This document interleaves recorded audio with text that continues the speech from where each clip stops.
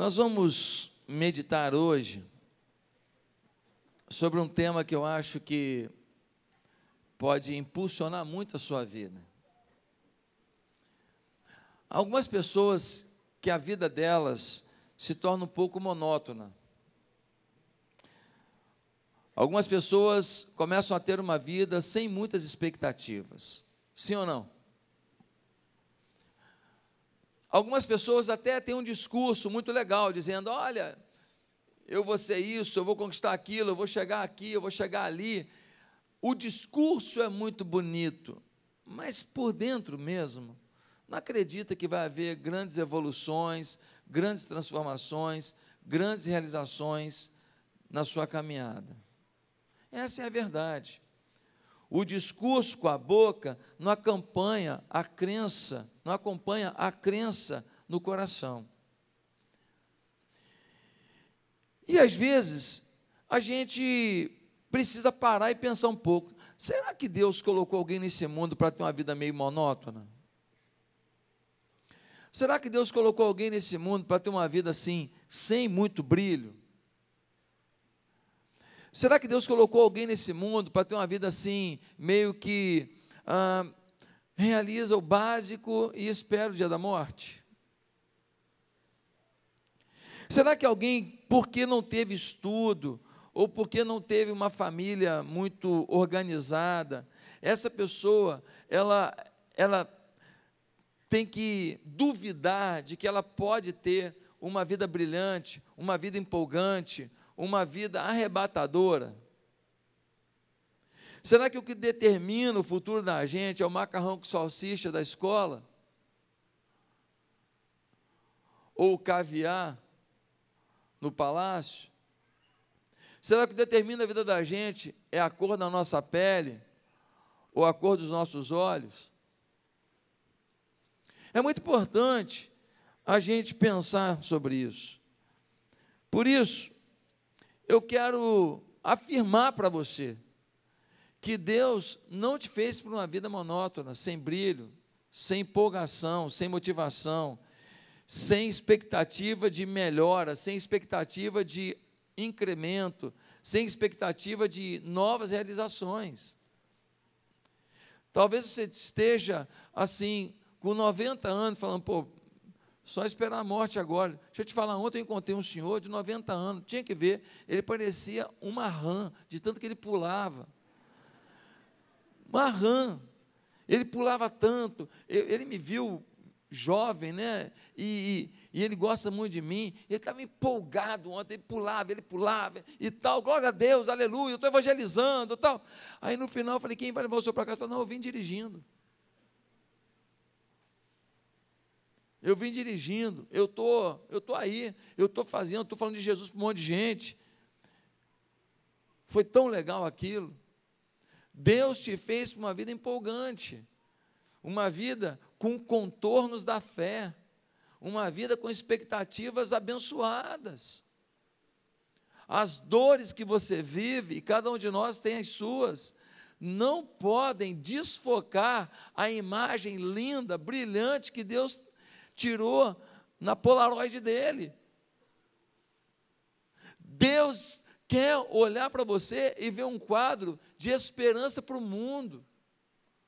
Deus quer olhar para você e ver um filho que acredita na paternidade dele, porque não acreditar num futuro melhor, num dia melhor, numa oportunidade melhor, é duvidar da paternidade, sim ou não?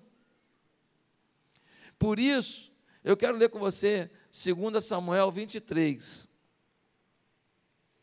de 8 a 17, e o tema de hoje é esse: dê sentido à sua vida. 2 Samuel 23, do versículo 8 a 17, a gente lê assim: os principais guerreiros de Davi. Estes são os nomes dos principais guerreiros de Davi: Jabezão, um tacmonita, chefe dos 3 guerreiros principais. Numa ocasião, com uma lança, enfrentou 800 homens numa mesma batalha e os matou. Depois dele, Eleazar, filho do Aoita, Dodô. Ele era um dos 3 principais guerreiros e esteve com Davi quando os filisteus se reuniram em Pas-damim para a batalha. Os israelitas recuaram, mas ele manteve a sua posição e feriu os filisteus até a sua mão ficar dormente e grudar na espada.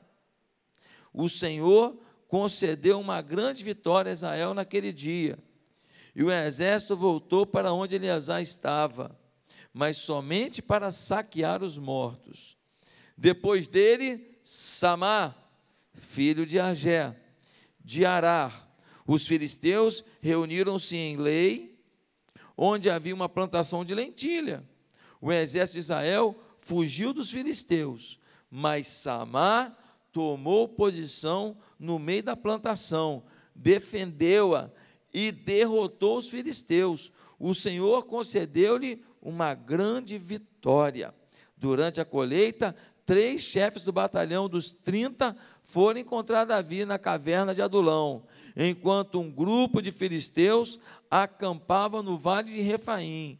Estando Davi nesta fortaleza e o destacamento filisteu em Belém, Davi expressou este forte desejo: quem me dera me trouxessem água da cisterna da porta de Belém. Então aqueles 3 atravessaram o acampamento filisteu, tiraram água da cisterna e a trouxeram a Davi. Mas ele se recusou a beber. Em vez disso, derramou-a como uma oferta ao Senhor e disse: o Senhor me livre de beber desta água, seria como beber o sangue dos que arriscaram a vida para trazê-la. E Davi não bebeu daquela água. Foram esses os feitos dos 3 principais guerreiros. Queridos, aqui nós estamos falando de gente que entrou para a história. Davi tinha um batalhão de elite que o protegia e que o fez avançar e conquistar muitos novos reinos e localidades.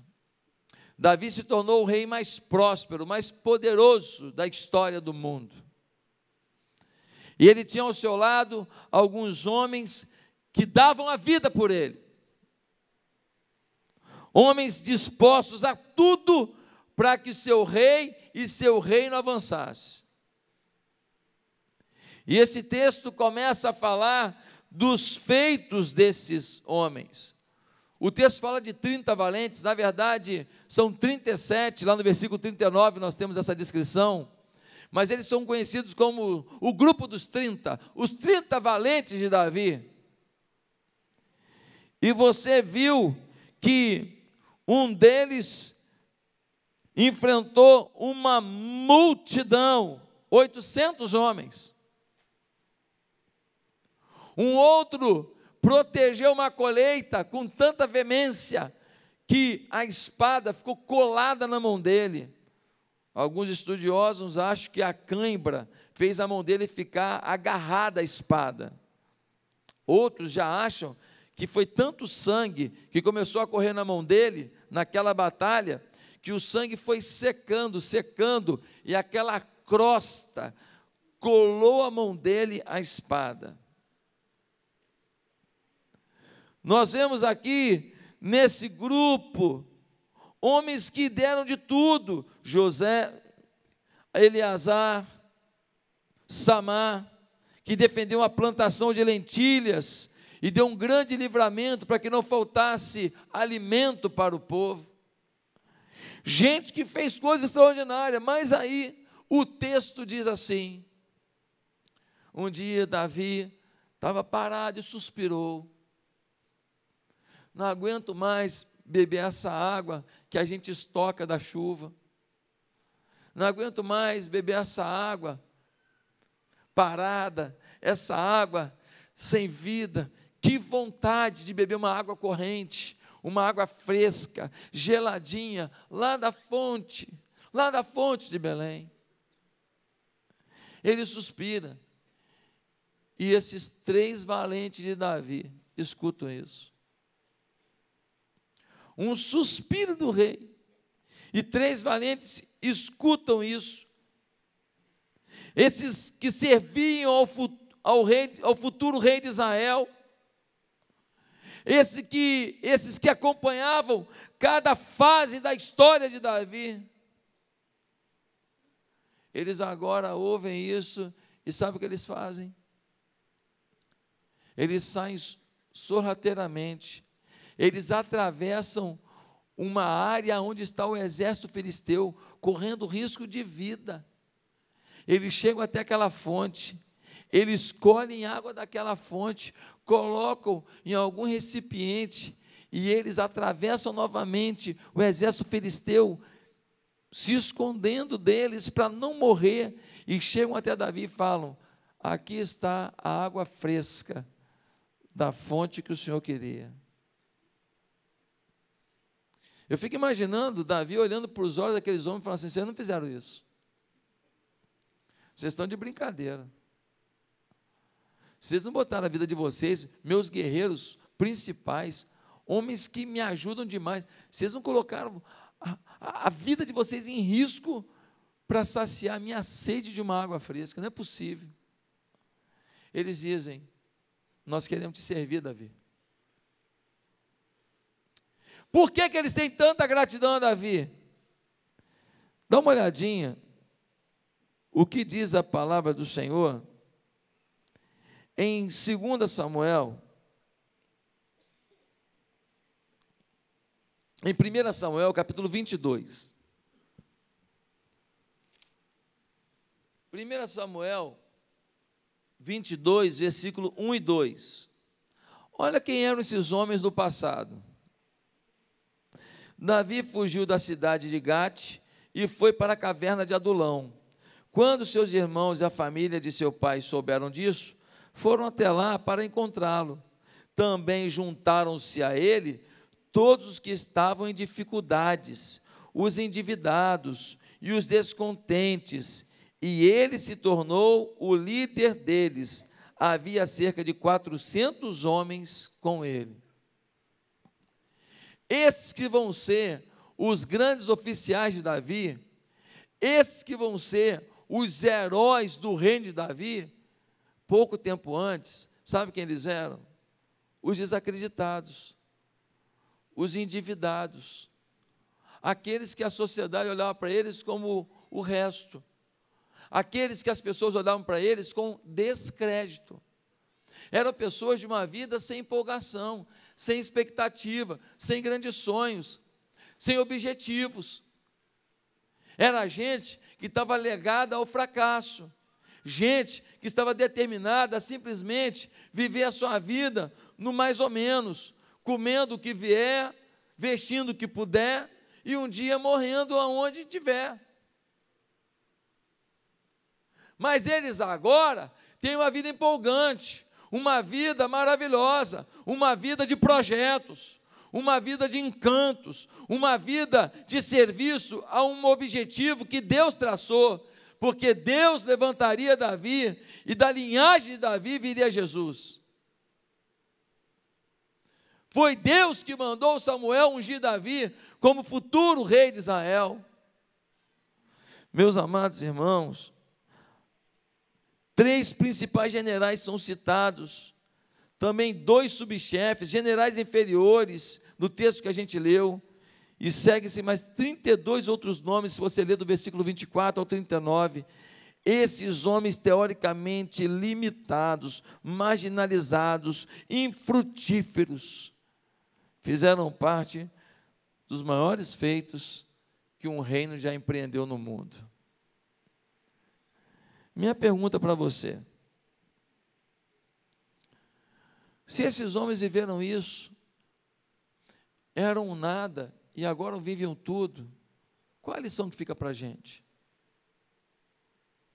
é que cada um de nós, mesmo que seja marginalizado, decretado a falência, ignorado, preterido, mesmo que a gente tenha falhado e realmente esteja pagando o preço naquilo que a gente lançou, daquilo que a gente empreendeu, nós podemos dar uma volta por cima. E nós podemos viver novos sonhos. Agora, como que a gente dá sentido empolgante à nossa vida? Como é que a gente sai do ostracismo para uma vida mais empreendedora, mais encantadora? Como? A vida desses homens nos ensina. Primeiro, para dar sentido empolgante à sua vida, acredite que não é o passado que determina o futuro, mas a atitude correta e firme do presente. Acredite que não é o seu passado que determina o futuro, mas é a atitude correta e firme do presente. Por que correta e firme? Porque se eu não for firme, se eu não for determinado, não rola. Na primeira dificuldade eu vou desistir. 1 Samuel 22, de 1 e 2, diz que esses homens que seguiram Davi no exílio e foram para a caverna de Adulão, eles não eram os valentes, eles não eram heróis, nenhum deles tinha peitado um homem só, peitou 800 homens, claro, ao longo de uma batalha, e a batalha de manhã até de noite, 800 homens ele feriu, é muita coisa. Naquela época não tinha metralhadora, não tinha bomba, era no braço, amigo. Um guerreiro valia pelo seu desempenho com a espada. Não era essa coisa de alguém pequenininho, o outro é grandão, mas eu tenho uma bomba melhor, eu solto lá e explodo todo mundo. Não tinha isso. Eles não eram essas pessoas tão determinadas. Talvez você tenha tido uma atitude errada também na sua vida. Talvez você tenha vacilado com a sua família. Talvez você tenha errado nos seus negócios. Talvez você tenha nascido num lar bem conturbado. Talvez você tenha feito uma escolha amorosa que foi um destroço na sua vida, um problemão.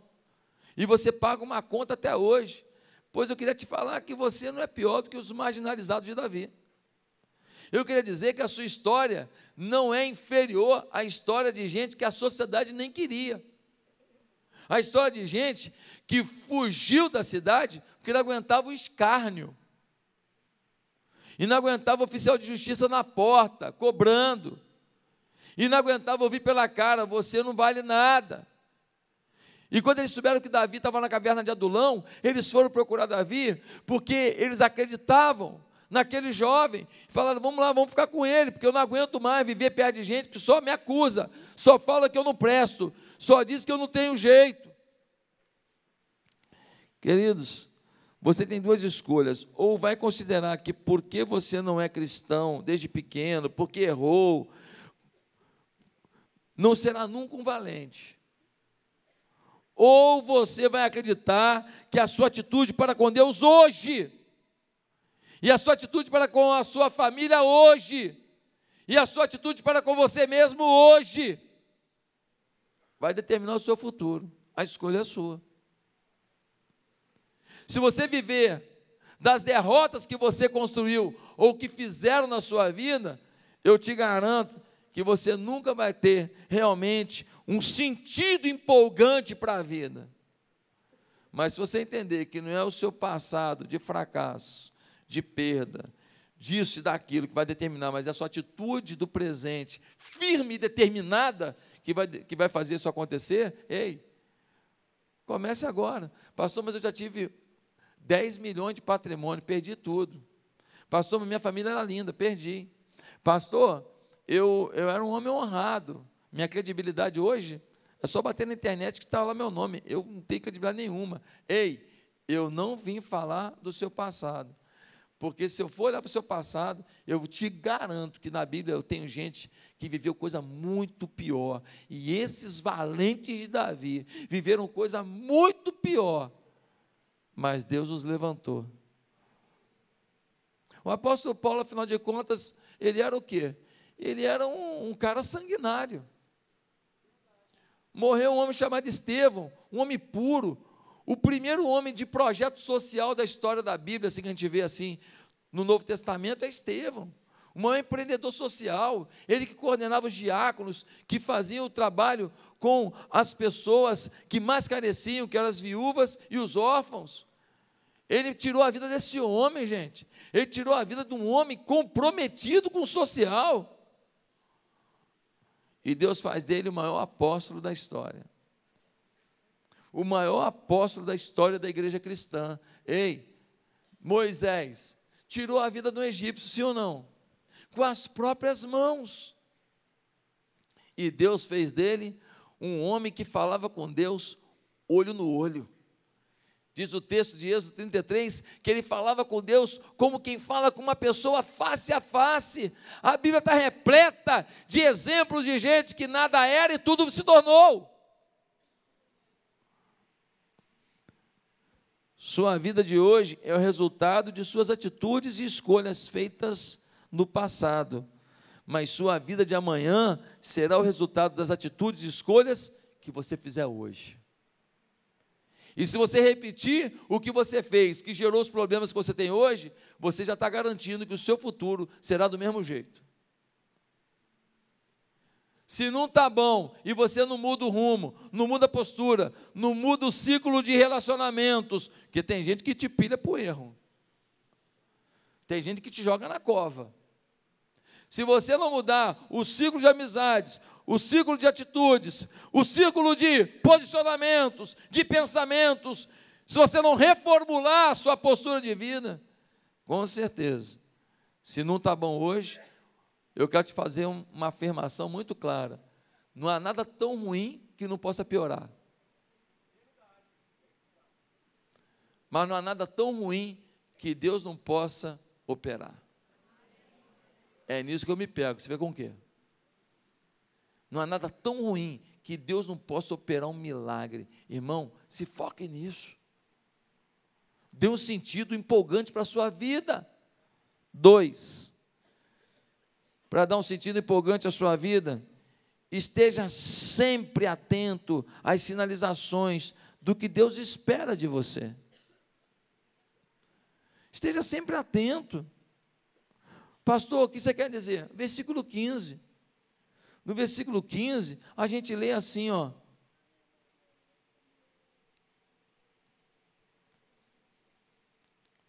Versículo 15. Davi expressou este forte desejo: quem me dera me trouxessem água da cisterna da porta de Belém. Ele não falou com ninguém, ele suspirou. Mas tinha gente atenta ao que o seu rei queria.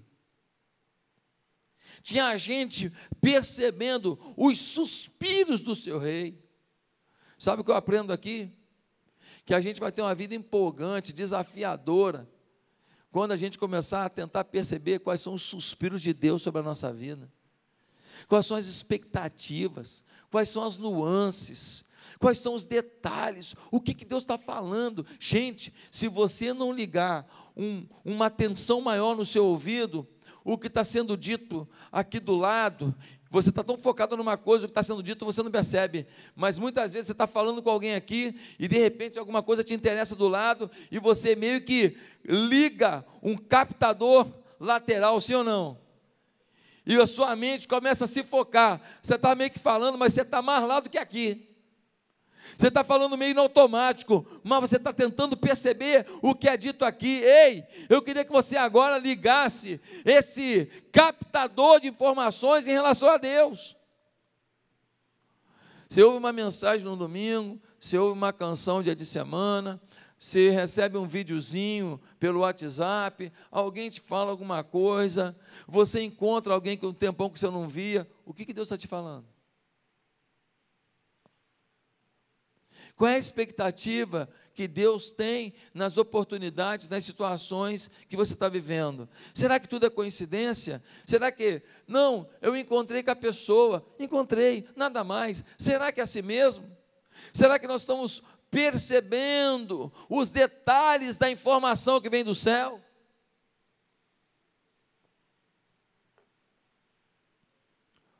Quantas vezes eu estava numa situação complicada, doída. Uma vez eu sentei aqui atrás, eu cheguei com o meu carro, e eu parei aqui atrás, e eu estava bem dolorido com uma situação, e eu sentei aqui atrás, e tocou uma música, pensa numa música, que foi aquela música do Anderson Freire, é o braço... Não despreze a sua cruz, ela tem sua medida, Deus um dia calculou. Como é que é mesmo? Fraqueza de um pecador no Calvário. Eu já esqueci. Jesus, para o mundo seu valor, não despreze a sua cruz, se é braço de equilíbrio para você, de mais um dia irá saber de Jesus, para do tesouro Deus tem recompensa para você, meu irmão. Foi coincidência. Foi coincidência. Não, meu irmão, coincidência para quem não está com link com o céu. Eu abatido, num domingo de manhã, e chegando aqui, e tendo que ser a palavra de Deus na tua vida, e Deus fala para mim, não despreze a tua cruz, não despreze, eu vou fazer com que a tua fé no meio da tua cruz seja um braço de equilíbrio para você. Ei, meu irmão, Deus fala, maior sorte essa música tocar. Deus fica muito abatido com você, irmão, pelo amor de Deus. Deus grita e a gente atribui ao acaso. Deus grita e a gente fala que foi sorte. Meus amados, às vezes é fácil saber o que a pessoa quer. Na família tem sempre alguém que quando a gente está comendo num restaurante assim, né? Família é fogo. Aí cada um pede um prato. Aí ele está comendo, ele olha para o teu e fala assim, pô, tá cara bonita, hein? Pô, deve estar gostoso, né? Todo mundo já sabe o que está querendo, não é? E normalmente a minha resposta é, está horrível, cara. Pô, está passando até mal, vou comer por obrigação. É ou não é? A gente já sabe o que a pessoa está querendo, mas nem sempre é tão fácil entender o que as pessoas estão dizendo. Irmãos, nem sempre é tão fácil saber o que Deus quer, por isso nós precisamos estar muito antenados. A impressão que tenho é que muitas vezes as pessoas estão vivendo tão ligadas nos seus projetos, que não estão nem aí para o que Deus está falando. Eu estou tão focado em fazer dar certo, em girar a coisa, em empreender, em conquistar, que a opinião de Deus sobre aquilo pouco importa. Eu estou no controle, eu estou no domínio, eu sei fazer. E aí a gente não ouve Deus. Lembra quando aquela mulher, lá em Mateus 26, ela derrama um bálsamo que custava 1 ano de trabalho sobre Jesus? Ela derrama um bálsamo sobre Jesus, e ela derrama uma coisa valiosíssima. Aí o Judas falou, que desperdício, podia vender para dar a cesta básica para os pobres. E Jesus fala para aquela mulher, olha, ela praticou uma boa ação para comigo, está preparando o meu corpo para aquilo que há de vir, e eu quero dizer uma coisa, onde for pregado o Evangelho, em toda a história, o nome dela será exaltado. Ela percebeu, é a hora de derramar e derramar tudo. Ela podia simplesmente pegar um pouquinho, jogar na mão, esfregar assim e passar nos pés de Jesus, não podia? Já estava cheirosinho, o ambiente ficava legal, mas não, ela percebeu que era uma hora de entrega total. Quando você percebeu isso? Quando você fez alguma coisa extravagante para o reino de Deus, quando você fez uma oferta extravagante, quando você fez um projeto extravagante, quando você se propôs a viver alguma coisa que envolvesse risco, que envolvesse muita gente acreditar em você. Quando?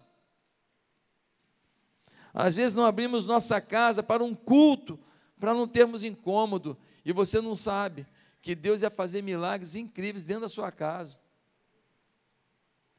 Às vezes você não abre o seu apartamento para não sujar um tapete, e daqui a pouco o fogo vai queimar esse tapete todo seu, que nem é tão bonito, você não usou um bom decorador. Mas você não, ia pisar no meu tapete, e por causa do tapete, a bênção não vem, o milagre não vem. Às vezes você está tão focado no seu corpo, e você está tão preocupado de malhar e tal, que você não tem tempo para liderar uma célula, mas você tem tempo para malhar 5 vezes por semana. E você deixa de ser um pastor, uma pastora na vida de pessoas, de mudar a história de pessoas, de ver Deus te usando.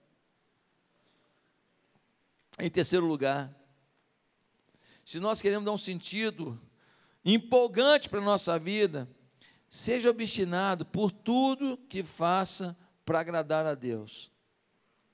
Seja obstinado. Você vai fazer alguma coisa para Deus? Seja obstinado. Você ouviu, percebeu que Deus quer alguma coisa de você? Seja obstinado. Seja apaixonado. Seja entregue. Na igreja, às vezes, tem gente que faz as coisas tão mulambadamente, faz de qualquer maneira.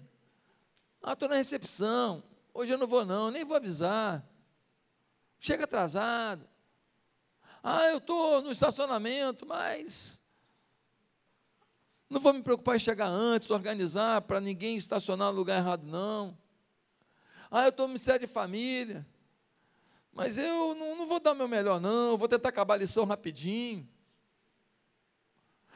Eu vou no louvor, eu não vou orar antes, me preparar espiritualmente. Não, eu vou para o altar porque eu canto bem. Quando na verdade o que mais conta é a unção e não a voz. A gente começa a perder a referência da qualidade que temos que colocar. Agora dá uma olhada no versículo 16. Davi fala, eu queria tanto beber aquela água. Versículo 16, então aqueles 3 atravessaram o acampamento filisteu, tiraram água da cisterna e a trouxeram a Davi. Pelo amor de Deus, gente. Que obstinação para atender seu rei. Que obstinação para suprir uma vontade, saciar um princípio, um desejo, uma lembrança importante para Davi, a água fresca da porta de Belém. Meus irmãos, se nós estivéssemos dispostos a atravessar os arraiais dos filisteus para buscar água fresca para colocar diante do nosso rei, se nós tivéssemos a disposição de enfrentar as coisas da vida para agradar a Deus, fazendo um paralelo, meu Deus do céu, o que seria da nossa história? A gente entraria para a história, como esses homens tiveram um registro na palavra de Deus, na eterna palavra de Deus, sobre o seu feito de amor, sobre o seu feito de valorização do seu rei.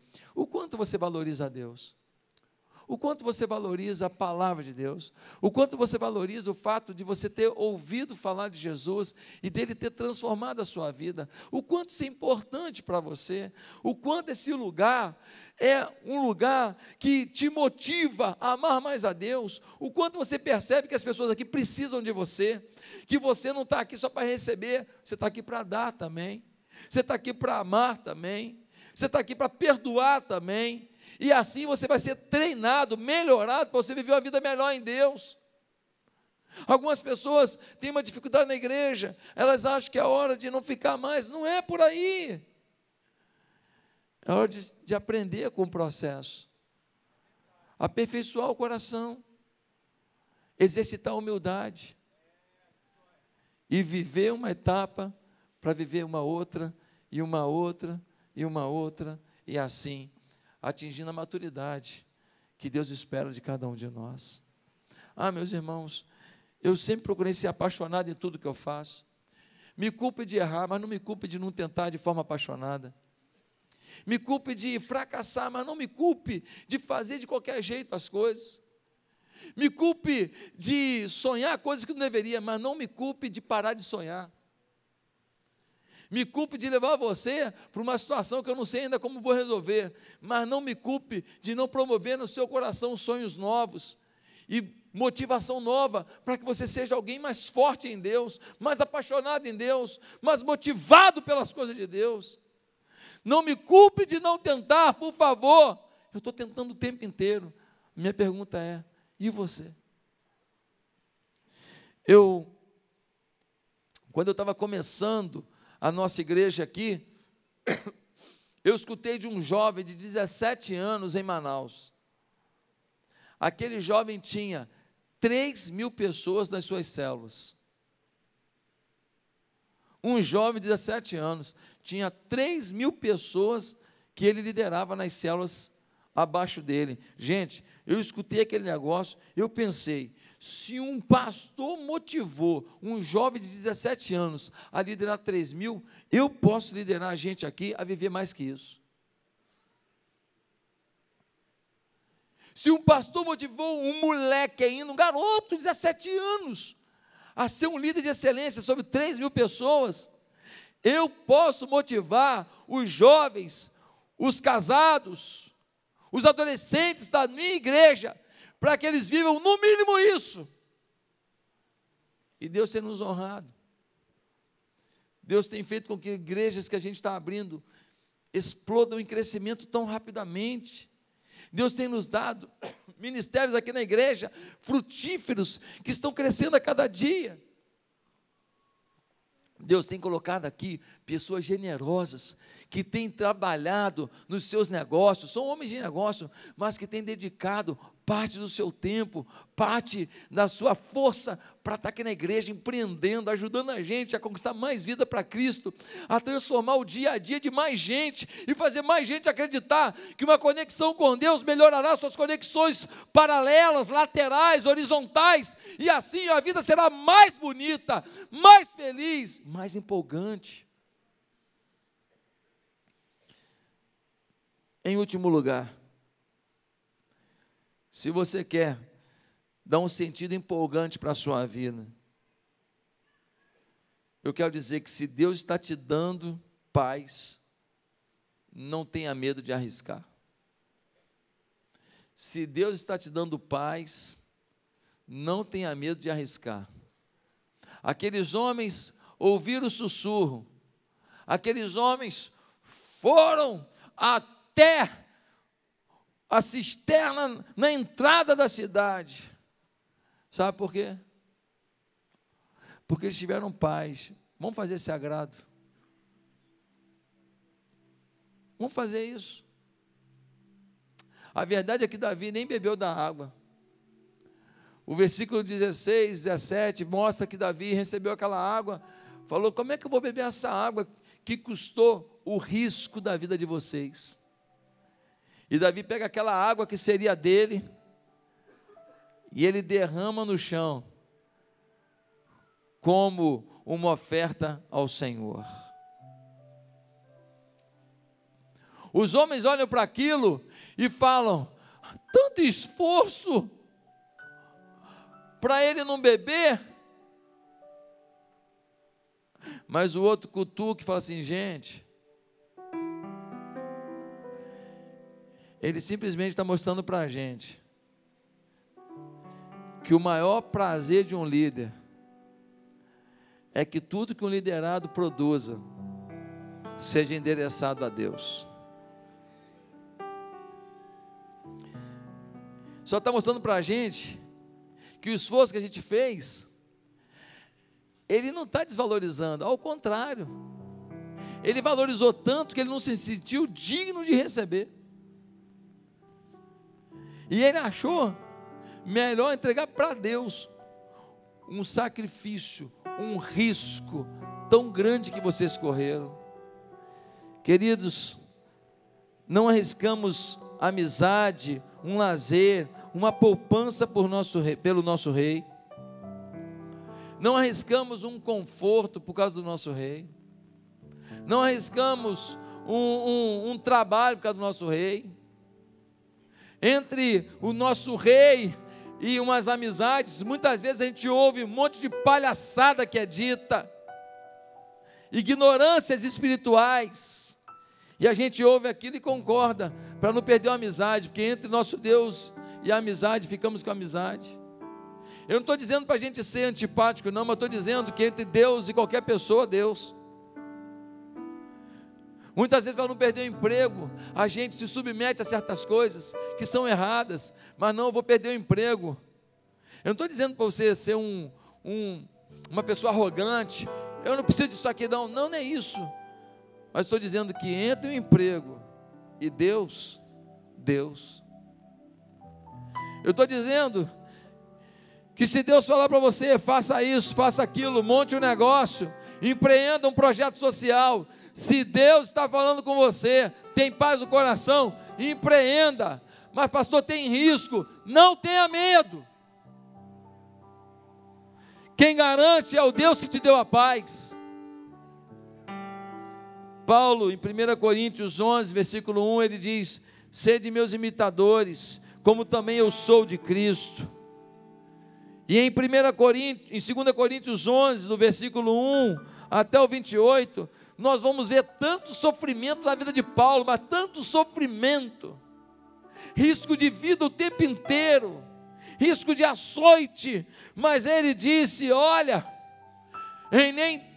em nada tenho a minha vida por preciosa, contanto que eu cumpra a carreira que me foi proposta. Paulo está dizendo: ei, se o risco é com ele, eu vou. Se o risco é para ele, eu vou. Se o risco é para que a obra avance, eu vou. Qual é o risco que você corre hoje para o nome de Deus ir mais longe? Qual é o risco que você corre hoje para que o seu negócio seja mais parceiro do reino de Deus?